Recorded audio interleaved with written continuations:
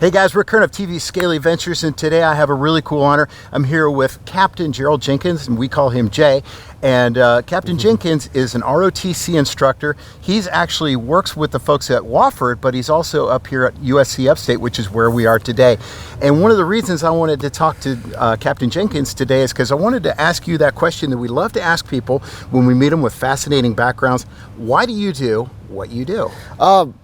I do what I do because honestly, it's just a calling for me. To serve in the military, every generation in my family has done it since we trace back our family tree that at least one male, one female served in the military. And I just happened to luck out and serve in the Army, being the first one. Usually we're typically Marines or Navy, even some Air Force. Okay. And it's just been a calling.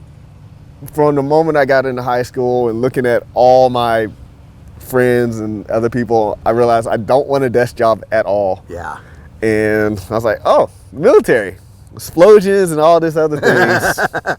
And lo and behold, I'm behind the desk right now. Wow. But now you are a field artilleryman, that is correct, right? Yes. Now, so you got your fair share of explosions there as well. Yes. A lot of big booms in artillery. King of battle. Our motto is King of battle as well as boom, boom. And it's just interesting. I found out about field artillery originally thinking I was going to go armor, but when I found out the dynamics of field artillery and what I could do, I was like, that's my calling. It's the science, the art, it's just the passion that you have to walk on top of a hill, talk to things that you can't see, and then have effects on something. And it's a good day when the effects blow up and nobody knew you were there the entire time. Wow.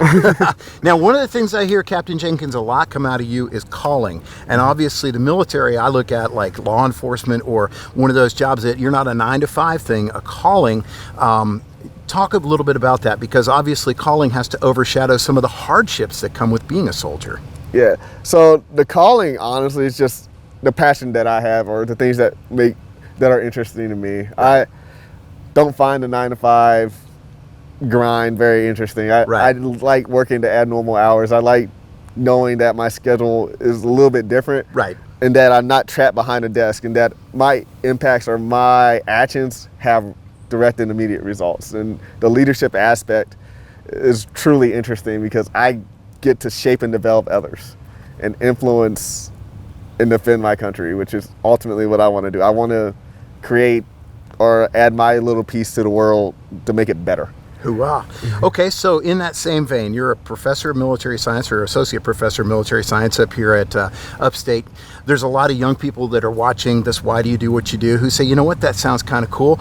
I'm interested in going to college. I'm interested in possibly ROTC, maybe a military career. Speak to what that young person should think about as they're preparing. Think about that high school sophomore, maybe junior, thinking about this. Honestly, the first thing you should do is not do anything stupid. That's critical, guys, critical. The cops in your town should not know your name, know your family background or anything. I came out of recruiting command prior to this, and to speak honestly and frankly, with a lot of kids think that the military is just an open resource and I can go. But there are so many disqualifiers. Right. It's very hard to get the 3% of the servable population in the military. Right. So the first thing you want to do is, one, not do anything stupid.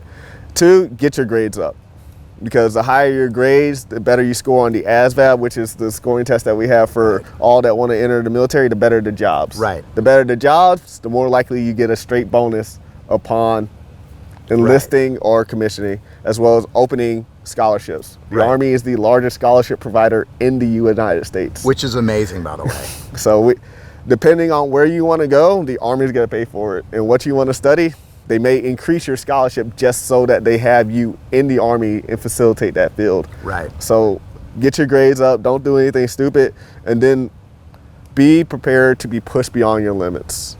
The Army is going to get you physically fit. Right. Don't worry about the physicalness of it. Have the mindset that I can actually achieve this. Right. And we can take somebody from 0 to 100 as fast as we need to. We just can't change people's mindset if they want to quit all the time. Right. So it's fair to say we're not in the military. We're not here to break you. We're here to take you beyond what you thought you were capable of and show you that you can operate at a level you never imagined. Yes. Yeah. And don't fight the process. You find a lot of people that will fight the process. Yes. And we have measures to correct you fighting that process. Exactly. Well, Captain Jenkins, we very much appreciate your time and taking the time out on this rainy day here to speak to us. I know a lot of these young people out here really look up to folks like you in uniform. I want to say thank you for your service, sir. I very much appreciate it. Stay safe out there, and good luck on your next assignment as well. We'll see. Ooh-ah. All right, guys, stay scaly, and remember, look at all the world around you to find great careers. Stay in school, stay smart, stay out of trouble, and most of all, stay scaly. We'll see you guys at scalyventures.com.